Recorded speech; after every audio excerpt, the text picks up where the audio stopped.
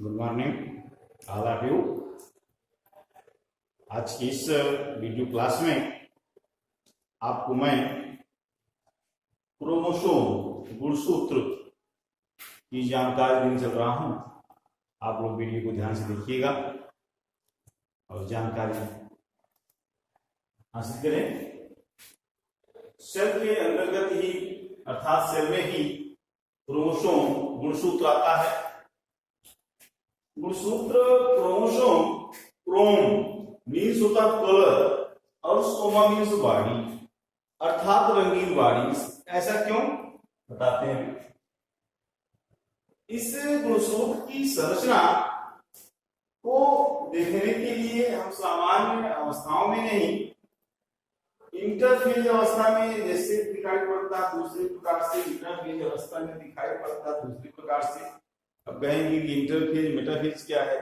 ये कोशिका विभाजन की विभिन्न अवस्थाएं, जब कोशिका विभाजन में लगती हैं तो विभिन्न अवस्थाओं से गुजरती हैं, जिसे अलग अलग नाम से जाना जाता है।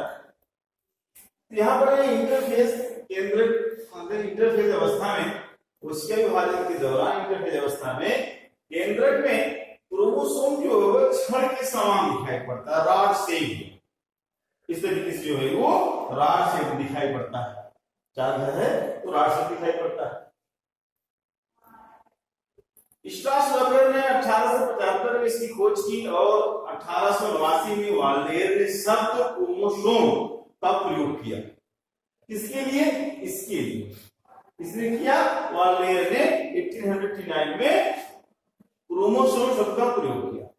तो जब इसका अध्ययन कर रहे थे तो स्टेन ले रहे थे, इन्होंने देखा कि कुछ भाग केंद्रक की जो है स्टेन हो जाते हैं, अर्थात जो संरचना दिखाई पड़ती है रंगीन दिखाई पड़ती है, स्टेन ले लेते हैं। इसलिए नाम रखिए chrome is colour, some is body अर्थात रंगीन शरीर, रंगीन बॉडी।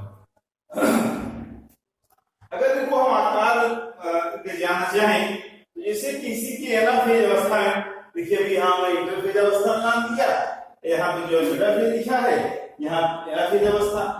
इस एनाफेज अवस्था में एक ऐसे दिखाई पड़ते हैं वी के आकार, एल के आकार, जे के आकार के, या शलाकार के अर्थात रॉड शेप के दिखाई देते हैं। और इस अवस्था में प्राथमिक संकीर्णन, देखिए यहां भी दिखाया गया है, प्राथमिक संकीर्णन भी पाया जाता है। इसको बताते हैं क्या है। अब अगर इसकी हम लंबाई देखते हैं तो लंबाई में यह जो होता है सामान्य सी लंबाई में 0.5 to 30 माइक्रोन इसकी लंबाई होती है, और व्यास देखते हैं 0.22 से 3 माइक्रोन तक व्यास। अगर संरचना देखते हैं यह इसकी जो है ये ऊपरी की आवरण है, जिसे पेलिकल कहते हैं। पेलिकल, इसके पेलिकल आवरण के अंदर में ये मैट्रिक्स, अर्ध तरल मैट्रिक्स भरा हुआ है। इसी में दो कह सकते हैं इस तरीके से लपेटी हुई आपस में क्रोमैटिड हैं, जिन्हें दोनों, एक को हम क्रोमैटिड कहेंगे, दोनों मिलाकर के हम नाम देते हैं क्रोमोनिमेटा, अर्थात दो क्रोमोनिमेटा आपस में मिलकर के एक क्रोमैटिड निर्माण। अब यहाँ पे आया ये, इस पर कुछ ऐसे दाने दिखाई दे रहे हैं, तो अर्थात क्रोमैटिड पर मोती, जैसे माला में मोती होती है उसी प्रकार से मणियां जैसे होती हैं, इन्हें नाम दिया गया है मोती के समान क्रोमोमियस।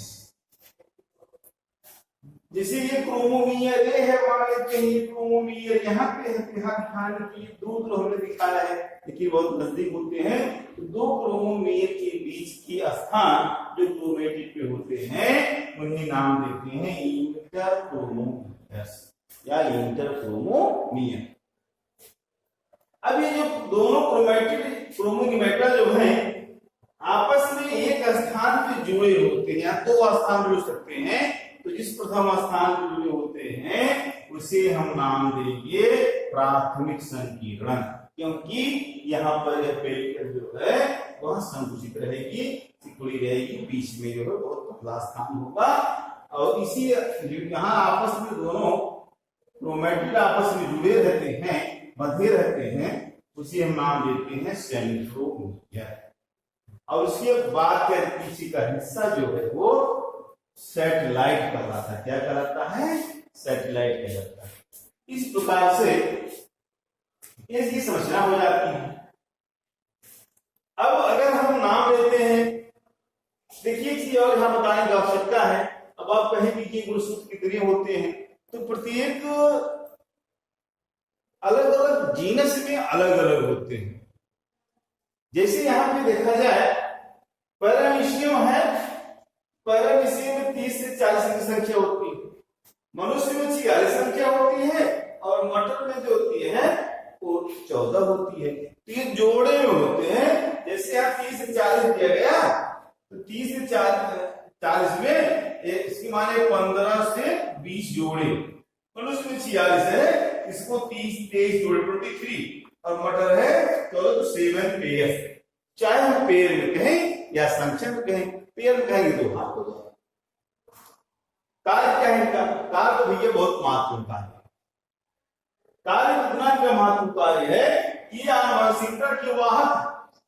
आपको कहने का यह है कि माता पिता के जो कैरेक्टर होते हैं, लक्षण होते हैं, वे इन्हीं पर होते हैं, और इन्हीं से अर्थात जब गेमीट्स बनते हैं, युग्मक कहते हैं, युग्मक कोशिकाओं में ये लक्षण जाते हैं, और फिर जो माता के युग्मक और पिता के युग्मक अर्थात गेमीट मिलकर के एक नए जो संरचना बनाते हैं युग्मनज की, युग्मनज की, और युग्मनज जो होते हैं जो बनता है उसमें दोनों घटक मिलकर होते हैं। तो इस प्रकार कह सकते हैं कि संतान में जो लक्षण माता पिता के जाते हैं उसके लिए क्या होते हैं? कैरियर, वाहक। तो बहुत इंपॉर्टेंट रोल इनका है। इसके अतिरिक्त प्रोटीन संश्लेषण का कार्य करती है। क्यों?